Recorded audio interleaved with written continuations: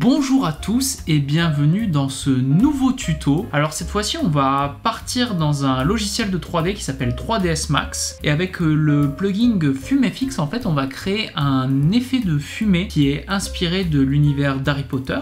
Si vous suivez déjà la chaîne, on avait déjà abordé l'idée d'incruster de la fumée dans un plan, vous allez dire c'est un peu redondant, mais en fait cette fois-ci on prend l'effet par l'autre bout, c'est-à-dire que je vais vraiment vous montrer comment générer cet effet en 3D, lui donner du style tout simplement, lui donner du volume. Alors j'espère que ça va vous plaire et c'est parti. Alors avant toute chose, je veux vous montrer le plan de base que voici. Donc le défi par rapport à cette incrustation, c'est que la fumée interagisse avec le décor. Alors maintenant, je veux vous montrer, avant de commencer encore une fois, un peu à quoi ressemblait ma scène. Alors on le voit pas forcément très bien, je vais prendre la vue caméra. En fait, tout ça, hop, je vais me mettre en clé et je vais afficher le wireframe. Voilà, en fait, j'avais reconstitué entièrement le couloir en 3D pour que vraiment la fumée interagisse avec les éléments du décor. Nous, comme je disais, on va pas reconstituer entièrement le couloir en 3D aujourd'hui, ça pourrait être un tuto à part entière. On va aller très vite pour faire une géométrie de base, et puis on va animer la porte, donc vous allez voir aussi quelques bases d'animation. Alors, on y va de suite, donc je reset la scène, avec en haut à gauche, je suis allé chercher reset, don't save, oui, je veux vraiment resetter. Alors, avant même de commencer, on va aller dans customiser, on va aller dans unit setup, donc les unités de mesure, et moi je vais faire bien attention d'être en métrique et en centimètres, parce que vous allez le voir, en fait, la fumée se base en fait sur des valeurs réelles. Donc, je rentre dans cette vue en faisant Alt W, ok. Avant toute chose, je vais venir importer mon plan de base en arrière-plan pour pouvoir travailler. Alors j'appuie sur le plus, je fais Configure Viewports, je vais dans Background, je vais sélectionner Use File et je vais venir chercher mon plan. Alors moi c'est une suite d'images TGA, donc c'est important de faire attention que la petite icône séquence soit cochée, sinon il va vous importer juste l'image. Voilà, ouvrir. Donc il faut bien le savoir, dans un logiciel de 3D comme 3ds Max, souvent la première image est considérée comme l'image 0, donc c'est pour ça qu'il y a 199 images et non 200. Je clique sur OK. Je fais bien attention toujours qu'il y a background animé. Je fais appliquer à la vue. OK. Et là, normalement, si je vais un peu plus loin, on peut remarquer que l'image est animée.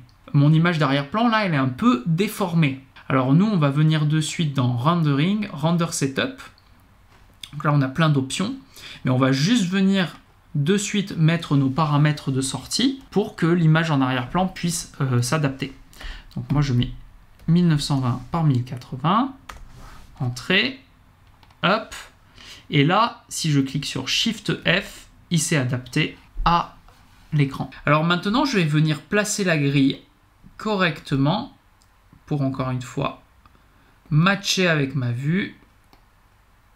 Je dirais un truc un peu comme ça. Ce que je vais faire, c'est que je vais appuyer sur CTRL-C pour créer une caméra. Donc vous voyez qu'on est passé de perspective à caméra 1 pour créer en fait une caméra à partir de la vue. Et puis là, dans mon petit tableau, je vais bien faire attention d'avoir caméra de sélectionner, caméra 1. Si vous n'avez pas ce petit tableau, il suffit d'aller le chercher dans Tool ou Outils et de faire New Scene Explorer, et vous l'aurez qui s'affichera. Et je vais aller dans le panneau Modifier, qui est ici, on a créé et à côté Modifier. Et en fait, on a déjà plusieurs valeurs d'objectifs qui sont rentrées. Donc moi, je vais venir sélectionner 24 mm, parce que j'ai le souvenir qu'on avait pris cette image avec un 24 mm, tout simplement. Donc là, je clique sur Alt W, et je me retrouve avec mes 4 vues initiale. Je vais prendre mon option Select and Move ici.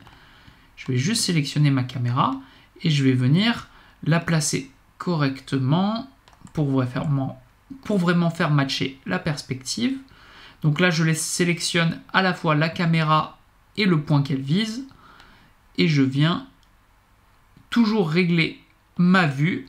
Alors, on va venir dans l'onglet Créer. Je vais prendre Plane pour plan et je vais venir créer le sol du couloir. Je clique sur F3 et je passe en vue wireframe.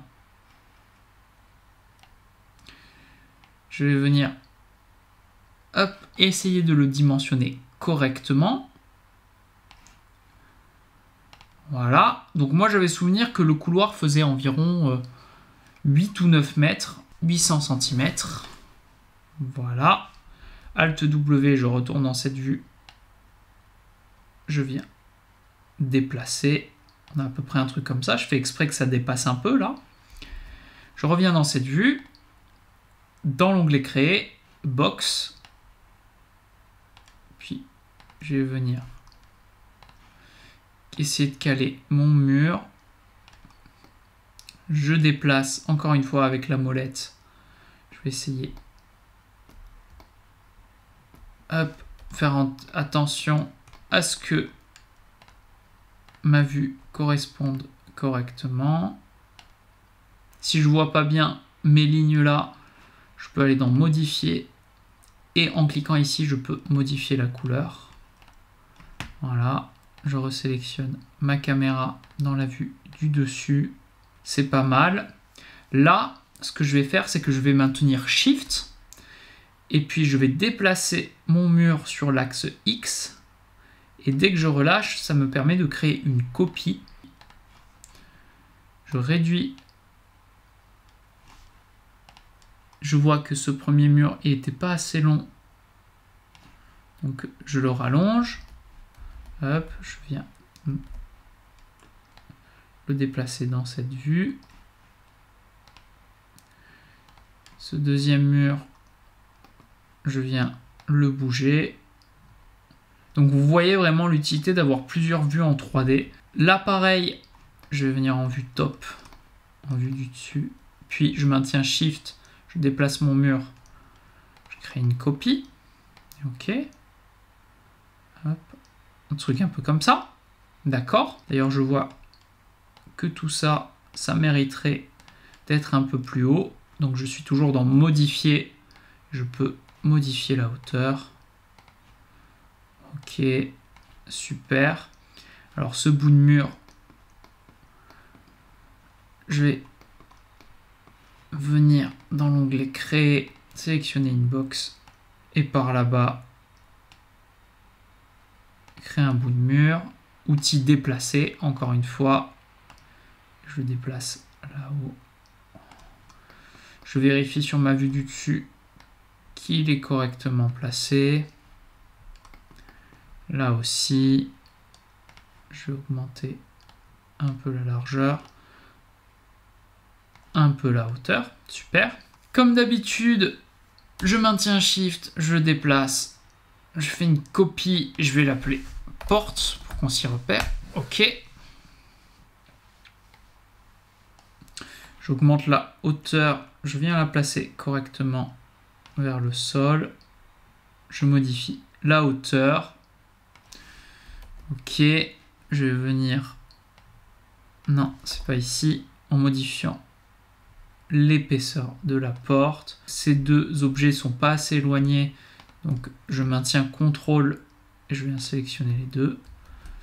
Puis je vais venir les éloigner.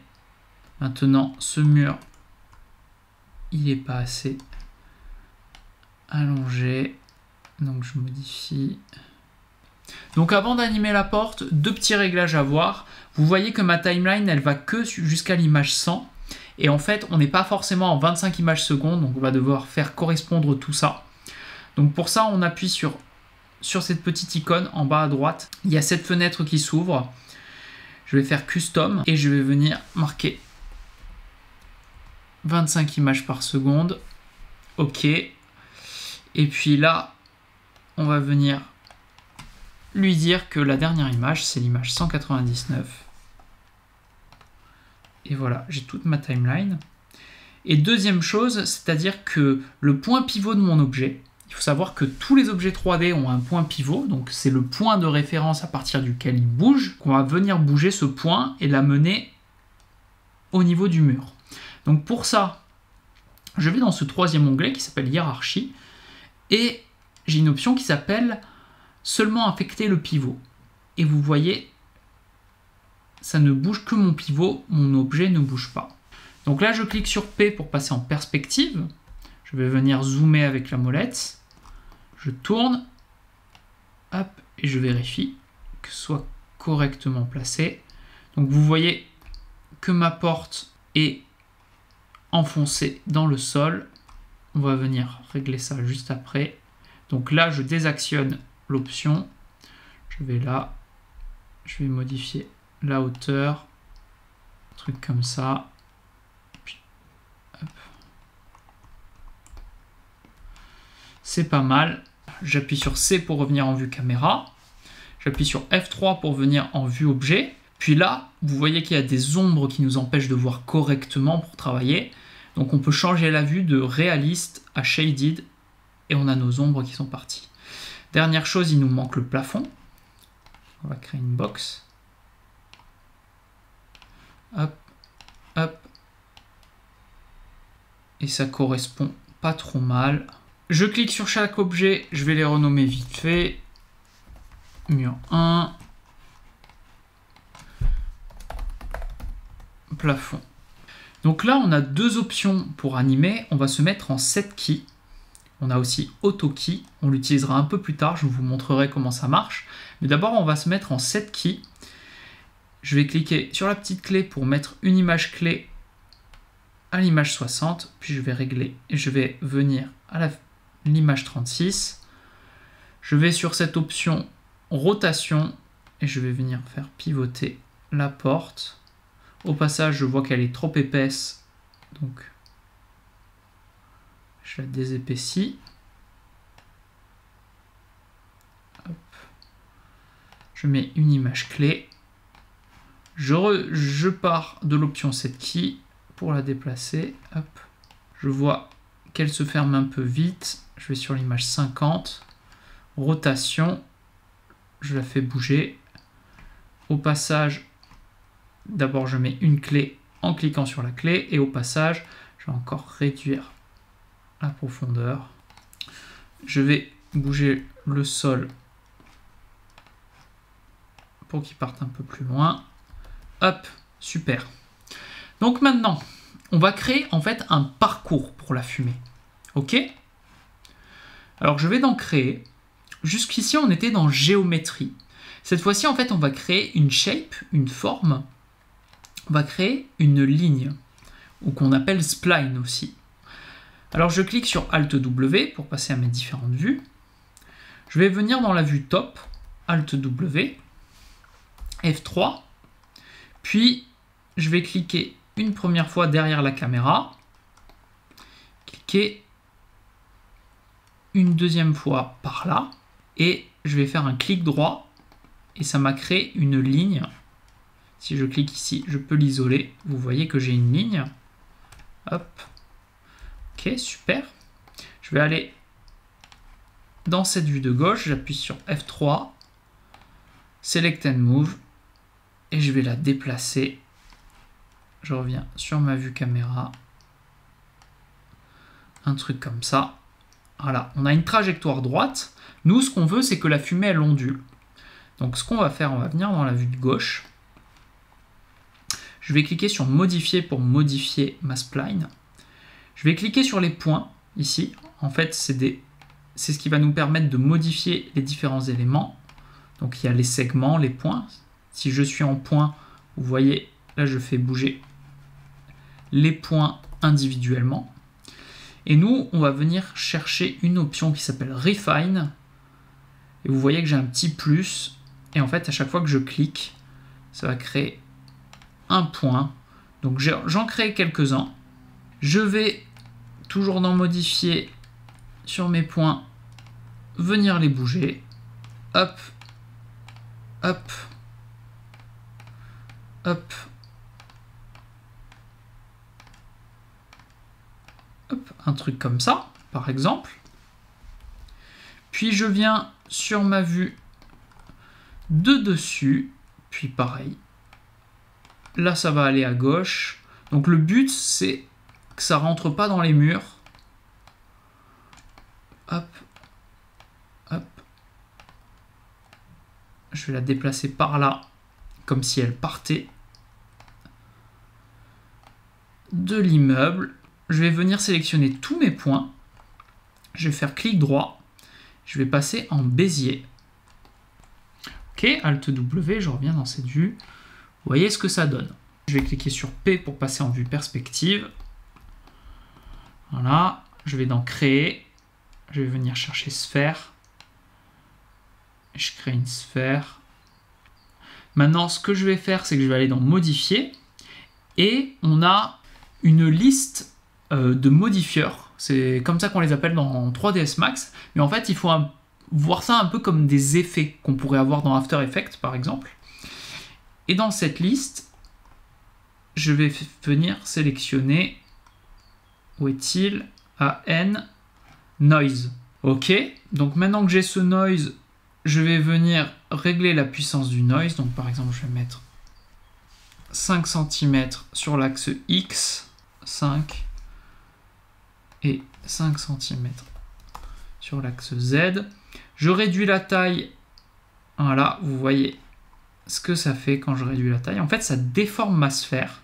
Et en fait, ça va permettre de créer un peu de turbulence dans la fumée. Alors, il faut que je clique sur Animate Noise pour avoir un effet qui est animé, qui varie au fur et à mesure du temps. Et maintenant, on va lui dire de suivre ce parcours. Donc pour ça, il suffit d'aller dans l'onglet Animation, Contraintes, Contrainte de parcours.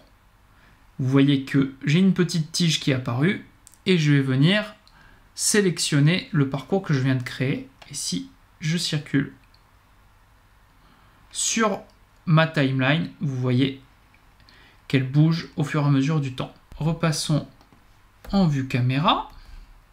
Appuyons sur Play ici. Qu'est-ce qu'on a? On a la sphère qui bouge lentement.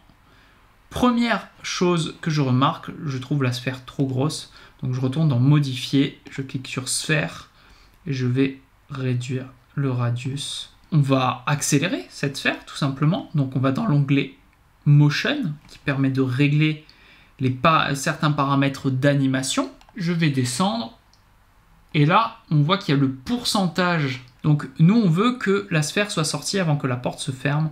Donc à peu près par ici. Je vais prendre AutoKey. Et vous allez voir que en fait en AutoKey, la différence avec cette key, c'est que toutes les modifications que je fais créent automatiquement une keyframe sur la timeline. Et je vais de suite mettre 99%. C'est pas mal. F3. On le regarde.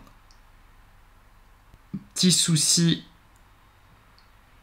Là, on voit que ça rentre dans le mur. J'enlève l'AutoKey, c'est important. Je viens sélectionner ma spline, modifier les différents points. Et je vais sélectionner le point qui était là et le déplacer. Donc, juste avant de passer dans FumeFX, ce que je vais faire, c'est que je vais rescaler ma scène. Je vais la redimensionner pour l'agrandir un peu, pour avoir des volutes de fumée plus intéressantes. Donc là, on est en train de tricher, entre guillemets, sur les dimensions de notre scène. Donc je vais dans ce petit outil où il y a le petit marteau. Je vais cliquer sur plus. Puis, dans cette liste, je vais prendre Rescale World Unit.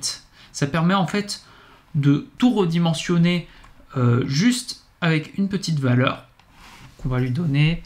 Par exemple, une valeur de 2. Hop, on clique sur OK et vous voyez que ça agrandit notre scène. Allez, on passe enfin à cette fumée que vous attendez tous. Donc, on retourne dans l'option Créer. D'abord, on va aller dans l'onglet Helpers. Voilà, on va passer de standard à FumeFX.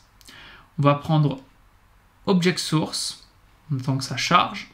Puis, n'importe où dans la scène, on va venir le poser. Modifier.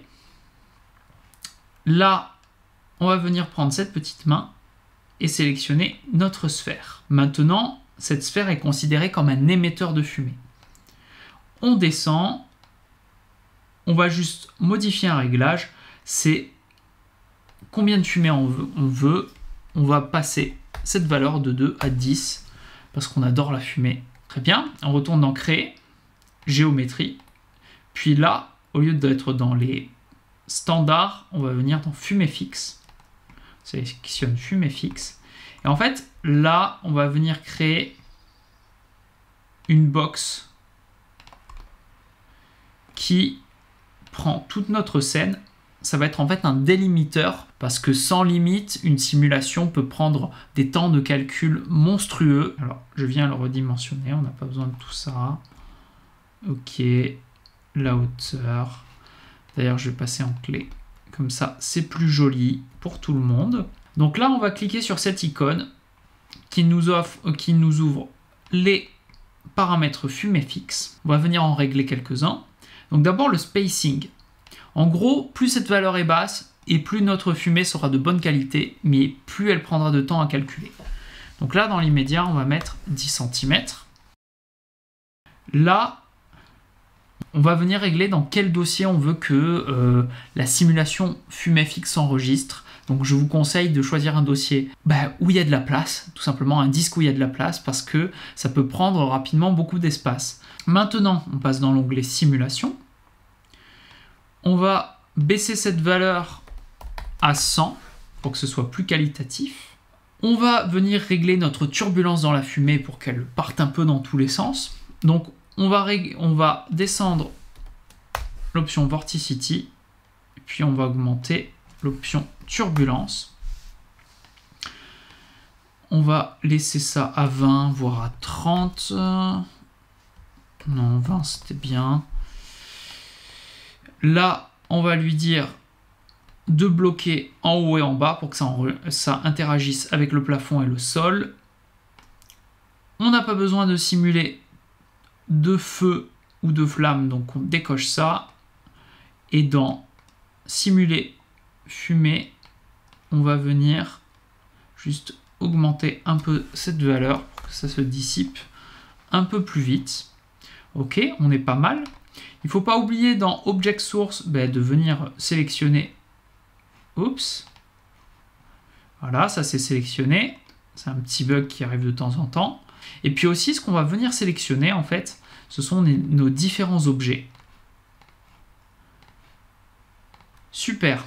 Bon, maintenant, on va ouvrir cette petite image qui va nous permettre de voir notre simulation. Et puis, on va cliquer sur ce play pour commencer la simulation. Donc, vous voyez notre fumée qui se simule. Si on passe en vue caméra, ça donne ça. Donc, vous voyez que notre fumée, pour l'instant, elle est en mauvaise qualité. C'est normal. Ok, stop. On va venir gérer quelques réglages. Déjà, première chose, je trouve que la sphère est trop grande, encore une fois. Donc, je vais venir réduire la taille de ma sphère. Super. Noise. Hop, voilà. On va venir régler la trajectoire, vite fait. On va essayer de faire un peu comme ça. Puis mon point de base, je vais le monter aussi. Hop. Je reclique sur les points pour en partir. Puis je vais venir augmenter un peu la qualité pour qu'on y voit un peu plus clair. Passons en vue caméra, puis on reclique sur play et on régénère. Ok, la trajectoire, ça a l'air un peu mieux déjà. Ouais, je trouve qu'il y a encore trop de choses qui se passent au milieu et pas assez sur les côtés. Donc encore une fois, on vient corriger la trajectoire. Resimulons.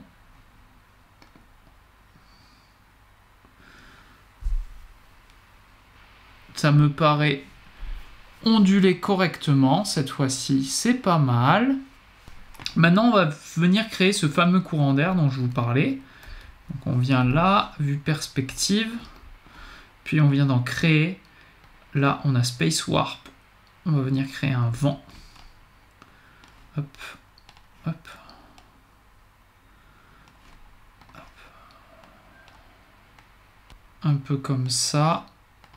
Je vais dans les réglages et puis je vais l'animer. Donc en auto-key, on se met à 0 sur l'image 30. À l'image 50, on va mettre par exemple 15. Puis à l'image 65, on va dire c'est fini. On va mettre à 0. Puis on va aussi animer la turbulence. Donc pareil, sur l'image 30, on met 0. Là, on va mettre 100.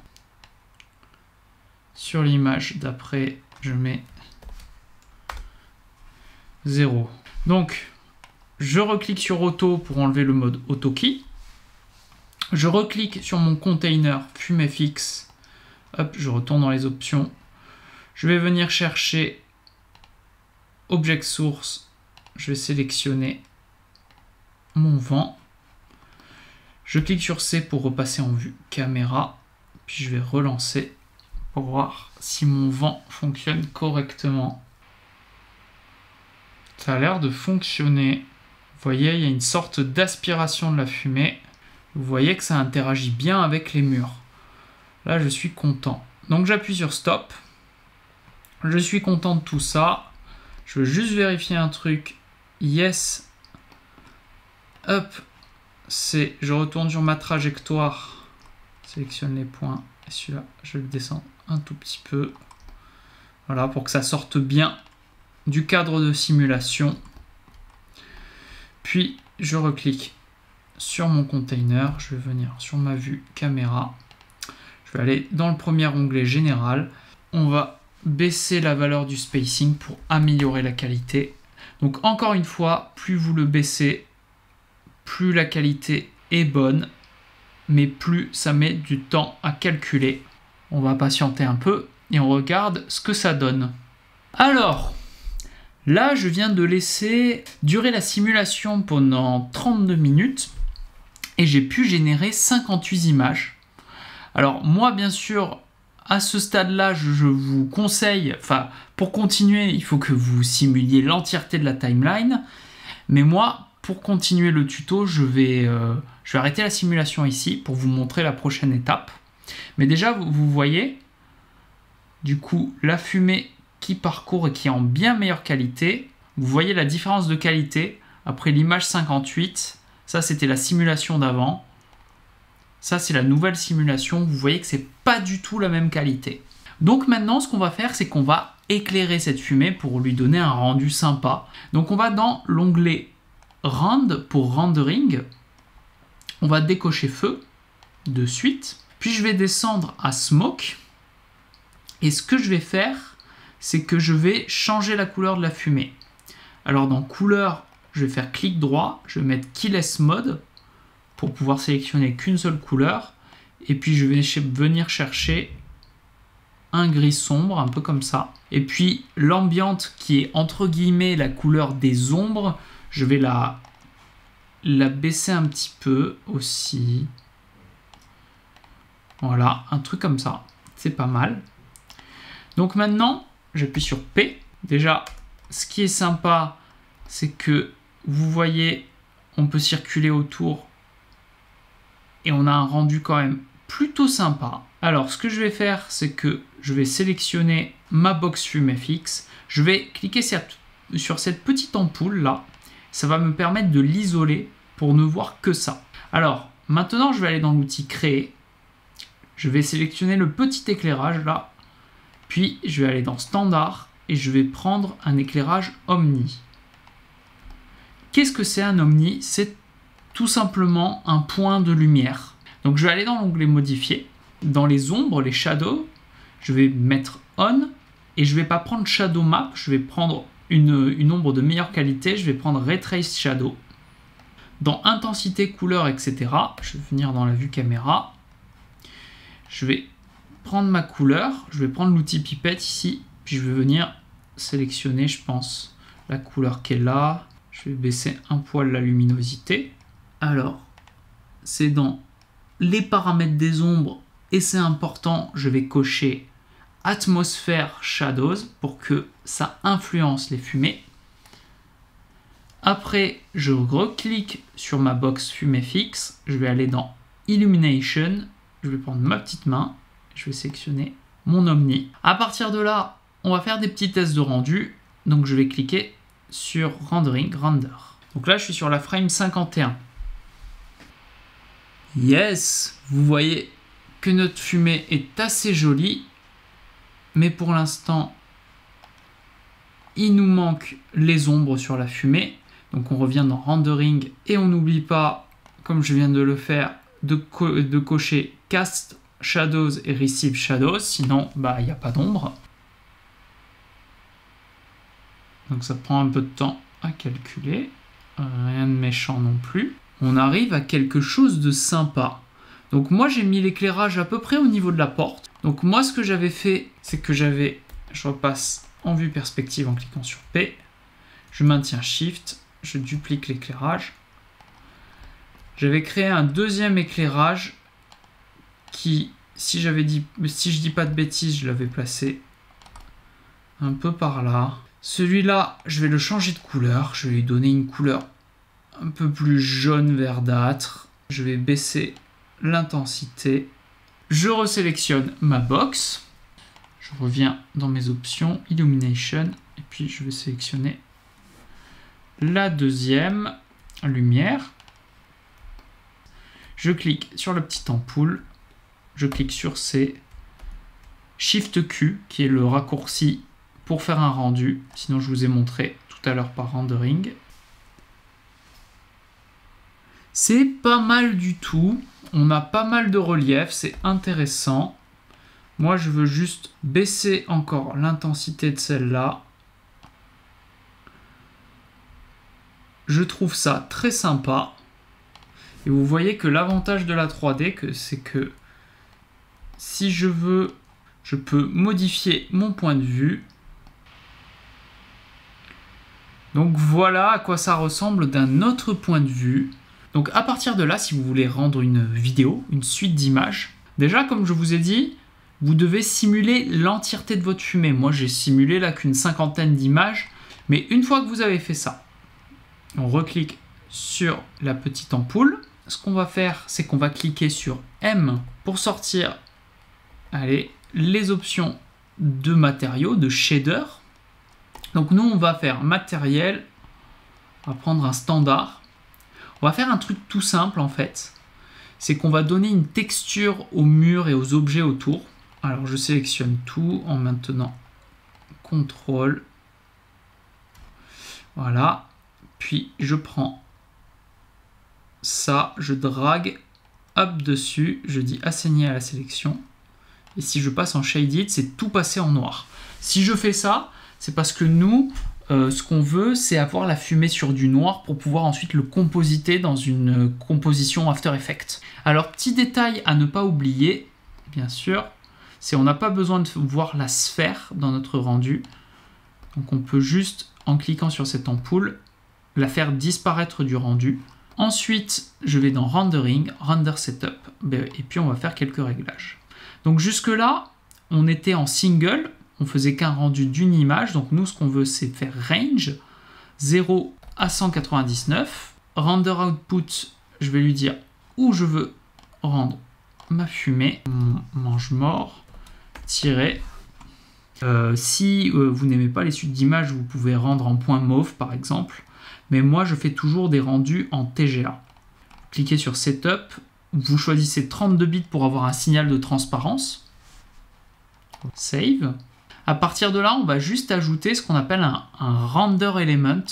Donc en fait, ça va être une deuxième image qu'on rend, ou une deuxième vidéo, avec d'autres informations.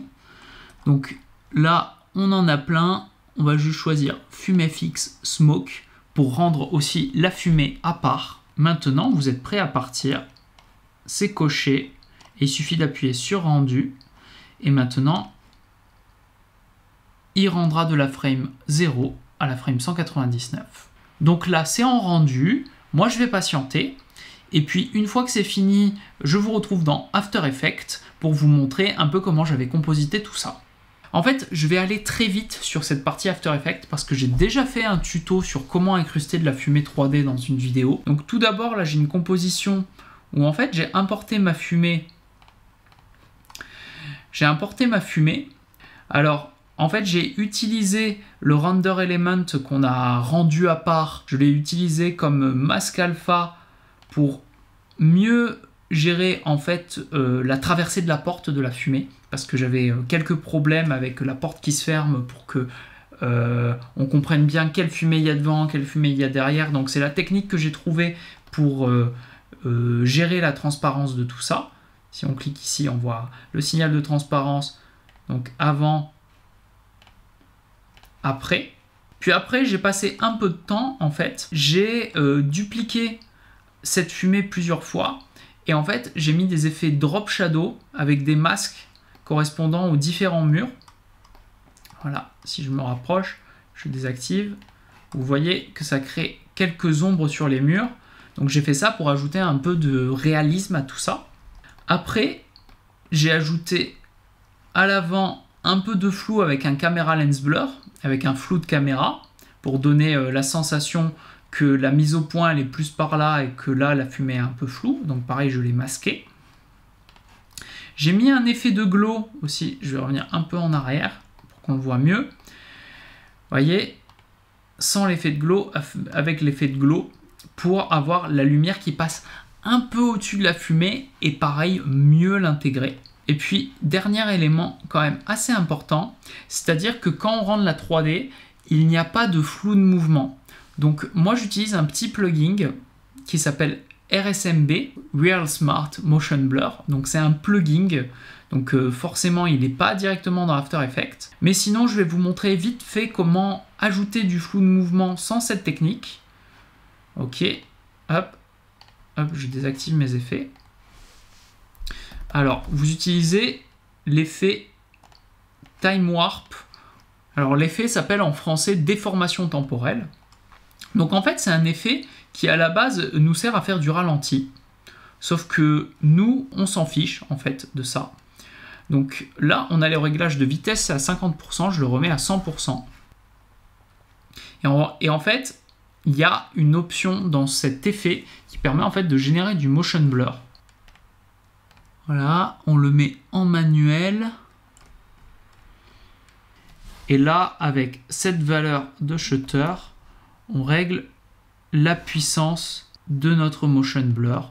Donc voilà, c'est juste un petit tips pour vous montrer comment créer du motion blur dans After Effects si vous n'avez pas de plugin. Et derrière, j'ai mis un match grain. Donc ça, c'est pour matcher le grain d'une vidéo. Et pour finir, tout simplement, j'ai mis un tremblement de caméra. Donc voilà l'effet final.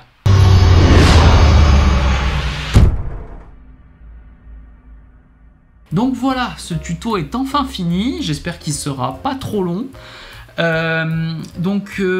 J'espère que ça vous a plu. N'hésitez pas à liker, à vous abonner. Voilà, dites-moi si vous voulez voir d'autres choses dans les commentaires, notamment si vous voulez un tuto sur de la modélisation, comme je disais plus tôt, si ça vous intéresse. Vous n'êtes pas forcément obligé de produire la fumée à partir d'une sphère. Vous pouvez utiliser le modèle d'un personnage, par exemple. Vous pouvez utiliser des textures. Il y a vraiment beaucoup de choses à faire avec ce plugin FumeFX. Donc, encore une fois, j'espère que ça vous a plu. Et puis moi, je vous dis à bientôt pour une nouvelle vidéo. Ciao!